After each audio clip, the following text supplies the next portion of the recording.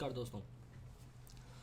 कई लोग हमने देखे हैं जो मतलब म्यूचुअल फंड में इन्वेस्ट करने से थोड़ा सा कतराते हैं या वो म्यूचुअल फंड में इन्वेस्ट नहीं करते हैं क्योंकि उनको लगता है कि म्यूचुअल फंड्स में जो है वो एक तरह का रिस्क है, मार्केट रिस्क है जो शेयर्स में होता है। वोलेटिलिटी होती है, कभी अप कभी डाउन, तो ऐसा रहता है उसमें। तो इसकी वजह से वो म्यूचुअल फंड्स में इन्वेस्ट नहीं करते क्योंकि उनको रिस्क लगता है और वो बिना सोचे समझे एफडीज़ और जो कंजर्वेटिव वेज ऑफ इन्वेस्टिंग होते हैं पीपीएफ वगैरह उनमें इन्वेस्ट करते हैं।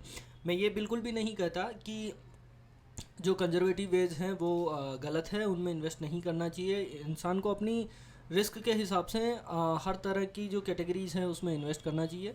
ऐसा बिल्कुल नहीं है कि उसमें इन्वेस्ट करना गलत है या सही है, बट आप बिना एक्सप्लोर करे चीज़ों को आप ये सब नहीं कर सकते, या आपको एक बार तो ज़रूर देखना देखना चाहिए। तो क्या होता है कि म्यूचुअल फंड्स में कई ऐसी कैटेगरीज होती है जहाँ पे वोलेटिलिटी जो है वो कम होती है। आज हम उसी तरह की म्यूचुअल फंड कैटेगरीज की बात करेंगे।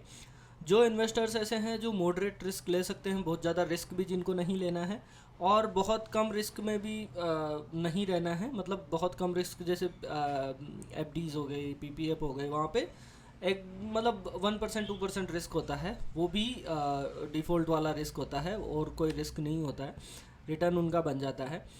उनको उतना कम रिस्क भी नहीं लेना है और बहुत ज़्यादा रिस्क भी नहीं लेना है। इस तरह के इन्वेस्टर्स अगर हैं तो आप, ये वीडियो आपके लिए है, आप ज़रूर देखिए, इसको पूरा देखिए, समझिए कि किस तरह की कैटेगरीज होती है। और अगर आपको उसके बाद में कुछ लगता है तो आप कमेंट करके ज़रूर बताइएगा।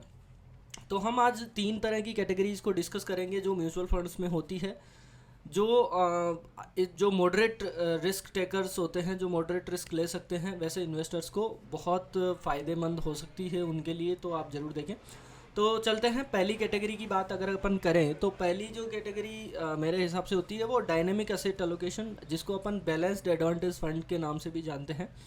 अब अगर आप इस कैटेगरी की बात करोगे, पर्टिकुलर कैटेगरी की, तो इसमें है ना, मतलब सेबी का जो नॉर्म्स है उसके हिसाब से फंड मैनेजर 0 to 100% कभी भी इक्विटी, कभी भी डेट में वो स्विच कर सकता है और वो इन्वेस्ट कर सकता है। तो उसमें क्या होता है कि फंड मैनेजर जो है वो एक प्री डिफाइंड क्राइटेरिया रखता है कि प्राइस टू बुक अगर इतना हो गया तो मेरे को इक्विटी से निकालना है पैसा, प्राइस टू बुक अगर इतने से कम हो गया तो मेरे को इक्विटी में पैसा डालना है और डेट में से निकालना है।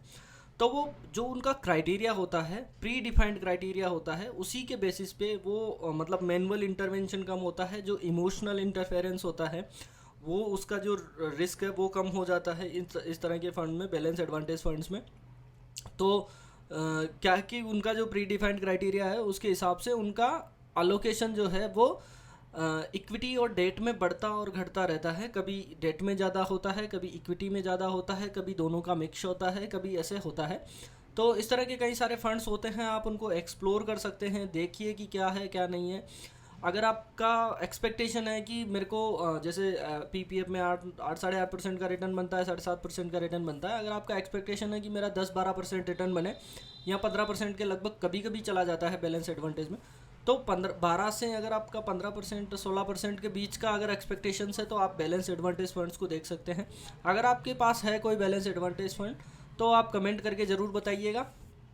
अब हम आगे चलते हैं। अच्छा, इसमें एक बेनिफिट क्या होता है ना कि जैसे हमने बात की जो इमोशनल इंटरफेरेंस होता है, जो ह्यूमन इंटरफेरेंस होता है, कोई भी फंड मैनेजर को कभी कभी क्या लगता है कि यार ये शेयर है ये अच्छा चलेगा, ये इक्विटी है ये अच्छा चलेगी, ये इसका थीम चल रहा है ये चल रहा है, वो पी रेशो वगैरह वो वैल्यूएशन देखना भूल जाते हैं और उसमें इन्वेस्ट करते रहते हैं, और वो कभी कभी वो जो थीम है वो एकदम से ओवरनाइट ख़त्म हो जाती है। तो उस तरह का रिस्क नहीं होता है, इसमें प्री डिफाइंड क्राइटेरिया होता है कि इतने प्राइस टू बुक या इतने प्राइस टू अर्निंग के ऊपर मार्केट जाते ही आपको इक्विटी से अलोकेशन कम करके डेट में लेके जाना है। इतने से अगर कम आ गया, जैसे मान लीजिए क्राइटेरिया है प्राइस टू बुक 2 क्राइटेरिया है, अब 2 से ऊपर जाते हैं उनको बेचना है, 2 से नीचे आते हैं इक्विटी खरीदना है, तो वो उस हिसाब से डेट का एडजस्टमेंट करते रहते हैं। दूसरी जो मुझे लगता है कैटेगरी आप एक्सप्लोर कर सकते हो वो अग्रेसिव जो म्यूचुअल फंड्स होते हैं, अग्रेसिव म्यूचुअल फंड्स जो इक्विटी की तरफ ज़्यादा अलोकेटेड रहते हैं, उनमें आप एक्सप्लोर कर सकते हो। अग्रेसिव म्यूचुअल फंड्स में क्या होता है कि मिनिमम 65% इक्विटी होती है और मैक्सिमम 80%, मतलब 20% तो आपको डेट में जाना ही पड़ेगा फंड मैनेजर को। तो उससे क्या होता है कि एक पोर्टफोलियो जो आपका होगा, म्यूचुअल फंड वाला जो पोर्टफोलियो होगा, उसमें एक रिटर्न में स्टेबिलिटी आएगी। इस तरह के जो फंड्स होते हैं जहाँ पे ये कैटेगरी जो हम बात कर रहे हैं तीनों, उनमें क्या होता है कि आपको ना वोलेटिलिटी कम दिखेगी। मार्केट गिरेगा 20%, ये गिरेंगे 10-12%, तो आपको कहीं ना कहीं एक सेटिस्फेक्शन होगा। बस ये है कि जब मार्केट बहुत ज़्यादा बढ़ता है तब ये कम बढ़ेंगे, उतना नहीं बढ़ेंगे जितना मार्केट बढ़ रहा है। तो हाइब्रिड फंड्स में क्या होता है कि 65% मिनिमम इक्विटी होनी चाहिए और 80% मैक्सिमम इक्विटी होनी चाहिए। मतलब 65 to 80% का जो है फंड मैनेजर के पास वो रहता है कि वो कितना इक्विटी एलोकेशन करता है। मैक्सिमम वो 80 कर सकता है, मिनिमम वो 65 रख सकता है, और बाकी का उसको डेट से एडजस्टमेंट करना पड़ता है। तो वो उस हिसाब से पोर्टफोलियो को डेट स्टेबिलिटी देता है और इक्विटी जो है उसका रिटर्न बनाता है। तीसरे तरह के जो फंड्स होते हैं इस कैटेगरी में जो मुझे अच्छे लगते हैं हाइब्रिड कैटेगरी के अंदर, वो है multi asset funds. Multi asset fund में क्या होता है कि मिनिमम फंड मैनेजर को मिनिमम 10% 3 एसेट क्लासेस के अंदर तो अलोकेट करना ही करना है, मिनिमम 3। अब मोस्टली क्या होता है कि फंड मैनेजर गोल्ड, इक्विटी और डेट, तीन ही एसेट क्लासेस रखते हैं। तो मिनिमम 10% हर एसेट क्लास में हमेशा उसको इन्वेस्टेड रहना पड़ेगा। बाकी वो कहीं पे भी, बाकी उसकी जो अपनी मर्जी है, जहाँ पे उसको ज़्यादा अपॉर्चुनिटीज़ दिखती है वो उसमें इन्वेस्ट कर सकता है। तो मल्टी एसेट फंड में क्या होता है कि जैसे फंड मैनेजर ने 10% गोल्ड में लगा दिया, 10% डेट में लगा दिया, 20% हो गया, बाकी का 80% लगा दिया उसने इक्विटी के अंदर। या वो ऐसे कर सकता है कि 20% डेट में, 20% गोल्ड में, बाकी का 60% इक्विटी में। तो वो उस तरह से पोर्टफोलियो को एक स्टेबिलिटी मिलती है। जब मार्केट ख़राब सिचुएशंस में रहता है तब भी पोर्टफोलियो को स्टेबिलिटी मिलती है, और जब मार्केट अच्छे मूड में होता है तब रिटर्न भी अच्छे बनते हैं।